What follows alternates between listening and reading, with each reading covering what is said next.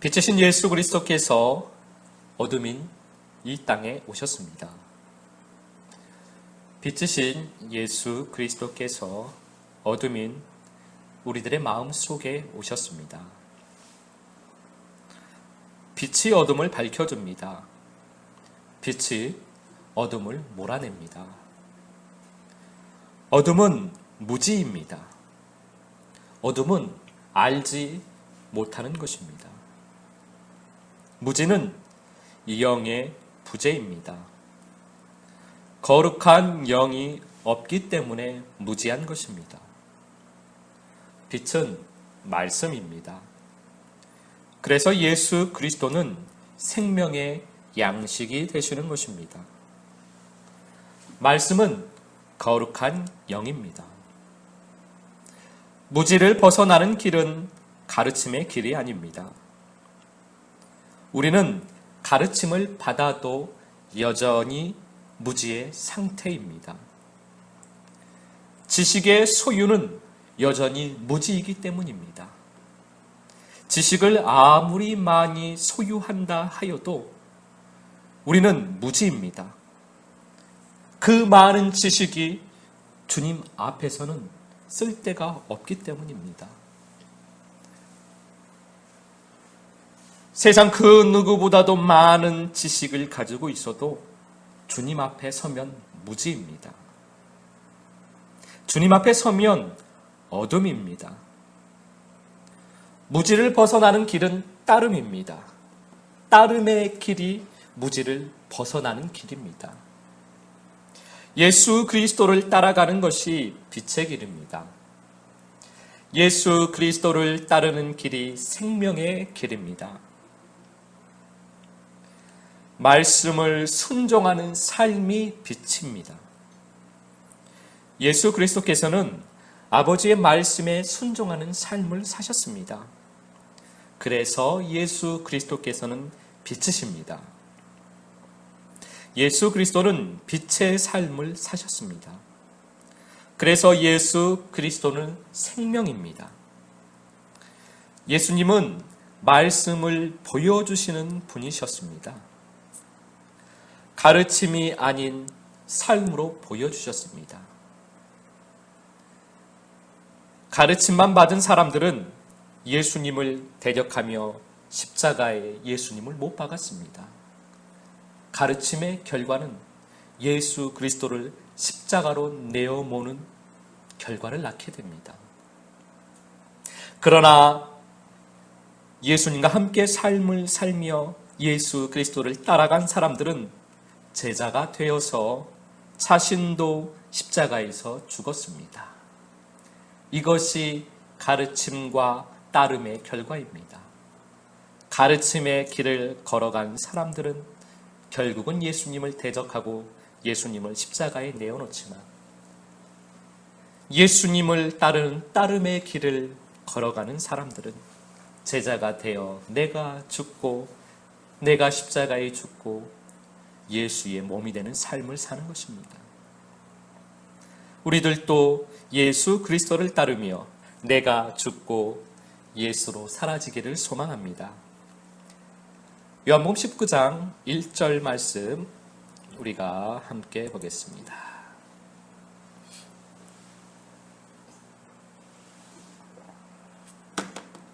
요한복음 19장 1절 말씀 제가 봉독합니다. 이에 빌라도가 예수를 데려다가 채찍질 하더라. 유대인들이 예수님을 빌라도에게 고소하여 넘겼습니다. 빌라도는 예수님께서 죄 없으심을 알고 예수님을 풀어주려 했습니다. 그러나 유대인들의 그 강경함 때문에 예수 그리스도를 십자가에 넘길 수밖에 없었습니다. 예수님께서는 채찍질을 당하셨습니다. 예수님께서는 채찍에 맞아 찢어진 살이 아프신 것이 아닙니다. 빛을 거부하고 어둠으로 달려가는 자기 백성들을 보는 마음이 아프셨습니다. 채찍에 맞아 찢어진 그 살 때문에 아프신 것이 아니라 예수님은 빛을 거부하고 어둠을 향하여서 더 깊은 어둠 속으로 달려가는 자신들의 백성을, 자기의 백성을 보는 그 마음이 아프신 것입니다. 예수님께서는 우리들이 빛을 거부하고 어둠으로 달려가는 모습을 보실 때 그때 마음이 아프십니다. 예수님께서는 우리들이 온전함을 입을 수 있다면 기꺼이 채찍을 받아들이시는 분이십니다.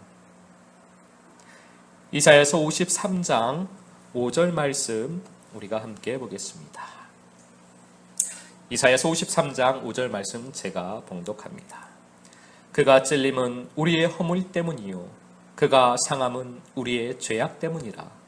그가 징계를 받음으로 우리는 평화를 누리고 그가 채찍에 맞음으로 우리는 나음을 받았도다. 예수님께서는 우리의 허물을 사하시기 위해서 찔림을 당하셨습니다. 예수님께서는 우리들의 죄를 사하시기 위해서 상함을 받으셨습니다. 예수님께서는 우리들에게 평화를 주시려고 징계를 받으셨습니다. 예수님께서는 우리들의 치유를 위해 채찍을 받으셨습니다. 예수님께서는 이사야서의 이 말씀을 삶으로 사셨습니다. 예수님께서는 이 말씀을 우리들에게 보여주셨습니다. 하나님의 자녀는 이렇게 말씀을 보여주는 삶을 살아야만 합니다. 예수 그리스도께서 하나님의 말씀을, 아버지의 말씀을 삶으로 보여주셨듯이 하나님의 자녀인 우리들은 말씀을 보여주는 삶을 살아야만 합니다. 그 삶이 어둠을 밝히는 빛이 되는 삶입니다. 그 삶이 예수 그리스도의 몸된 성도의 삶입니다. 이 삶은 말씀 안에 거하며 거룩한 영으로, 말씀의 영으로, 생명의 영으로 채움을 받을 때 저절로 사라지게 되는 것입니다. 그래서 우리는 말씀에 거하는 삶을 사는 데에 온 힘을 쏟아야만 하는 것입니다. 빛의 삶, 말씀의 삶, 생명의 삶은 억지가 아닌 자연스러운 흐름입니다. 내가 그 삶을 살려고, 빛의 삶을 살려고, 말씀의 삶을 살려고, 생명의 삶을 살려고 힘을 내면서 억지로 내가 그 삶을 살아보려고 노력하는 것이 아니라 자연스럽게 그 삶이 사라지는 것입니다. 거룩한 영의 흐름이 삶이 되는 것입니다. 거룩한 영이 흘러야만 합니다. 저절로 흘러야만 합니다. 그 흐름은 채움에서 나오는 것입니다. 채우지 않으면 흐르지 않습니다. 채워져서 항아리에 물이 가득 차면 그러면 저절로 흘러나오게 되어 있습니다. 그래서 우리는 말씀 안에 거하는 삶의 힘을 내어야 하는 것입니다. 시편 1편 2절 말씀 함께 보시겠습니다.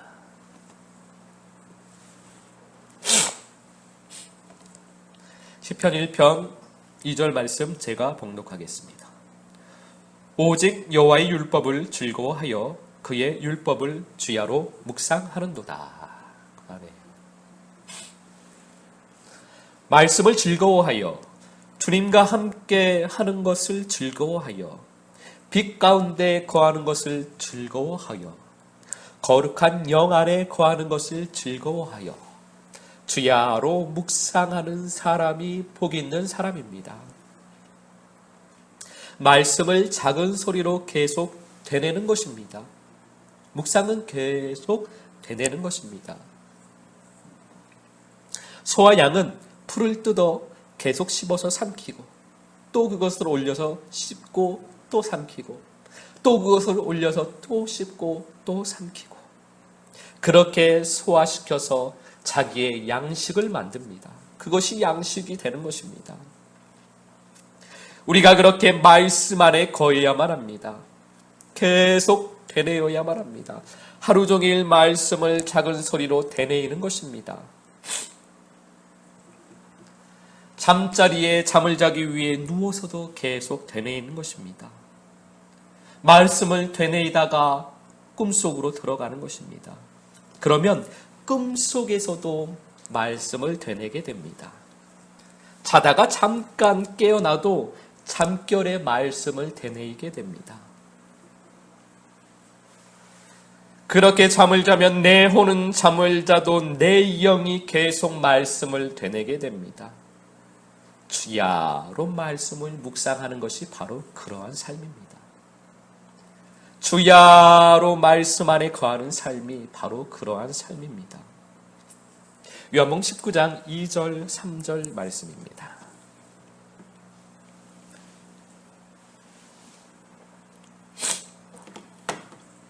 요한복음 19장 2절과 3절 말씀 제가 봉독하겠습니다. 군인들이 가시나무로 관을 엮어 그의 머리에 씌우고 자색옷을 입히고 앞에 가서 이르되 유대인의 왕이여 평안할지어다 하며 손으로 때리더라. 아멘. 군인들이 가시나무로 관을 만들어 예수님의 머리에 씌웠습니다. 왕을 상징하는 자색 옷을 예수님께 입혔습니다. 그리고 그들은 유대인의 왕이여 평안할지어다 라고 조롱하며 손으로 예수님을 때렸습니다.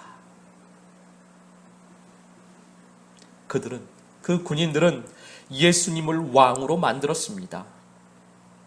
예수님을 믿지도 않고 예수님을 사랑하지도 않고 예수님을 따르지도 않으면서 예수님을 왕으로 만들었습니다. 머리에 관을 씌우고 자색옷을 입히고 왕의 인사를 했습니다. 왕이시여 평안하시옵소서.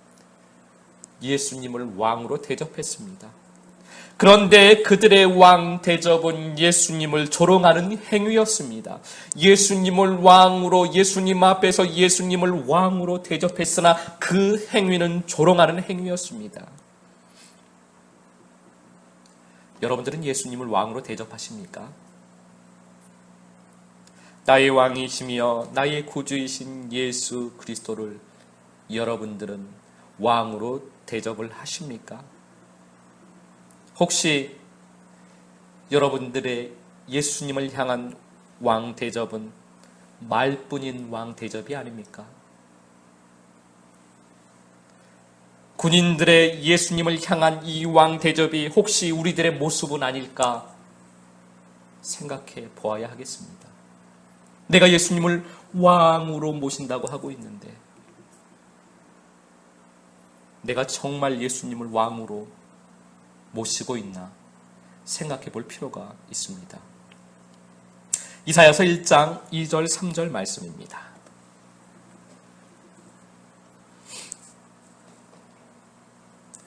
이사야서 1장 2절과 3절 말씀 제가 봉독합니다. 하늘이여 들으라, 땅이여 귀를 기울이라. 여호와께서 말씀하시기를 내가 자식을 양육하였거늘 그들이 나를 거역하였도다. 소는 그 임자를 알고 나귀는 그 주인의 구유를 알건만은 이스라엘은 알지 못하고 나의 백성은 깨닫지 못하는도다 하셨도다. 우리가 주님의 사랑을 받으며 예수 그리스도를 왕으로 영접을 했습니다. 우리가 아버지의 양육을 잘 받았습니다. 그러면 우리의 참된 왕을, 예수 그리스도를 왕으로 인정을 해야 합니다. 마땅히 먹어야 할 양식을 알아야만 합니다. 빛의 양식을 먹을지 어둠의 양식을 먹을지, 어디에서 그 양식을 먹을 수가 있는지 마땅히 알아야만 합니다. 소는 자기의 임자를 알아야만 합니다. 나귀는 자기 주인의 구유를 알아야만 합니다.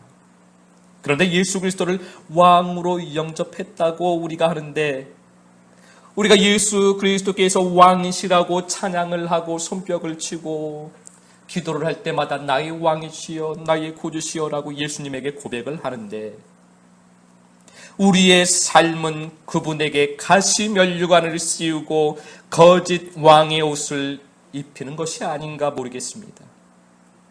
교회에서는, 믿음 안에서는, 신앙 안에서는 말로는 예수 그리스도가 왕이신데, 우리들의 삶 가운데서는 예수 그리스도를 거짓 왕으로 만들고 있는 것입니다. 사사기서 21장 25절 말씀입니다.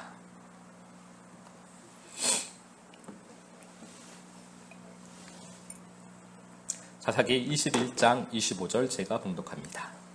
그때에 이스라엘의 왕이 없으므로 사람이 각기 자기의 소견에 옳은 대로 행하였더라. 우리는 실제적으로는 우리 안에 다른 왕이 있습니다. 나라고 하는 내 자아의 왕이 있습니다. 그래서 예수 그리스도를 왕이라고 하면서도 우리는 예수 그리스도를 거짓 왕 대접을 하는 것입니다. 내가 왕이기 때문에. 예수 그리스도를 거짓 왕으로 만들고 자기 소견에 옳은 대로 살아가는 것입니다.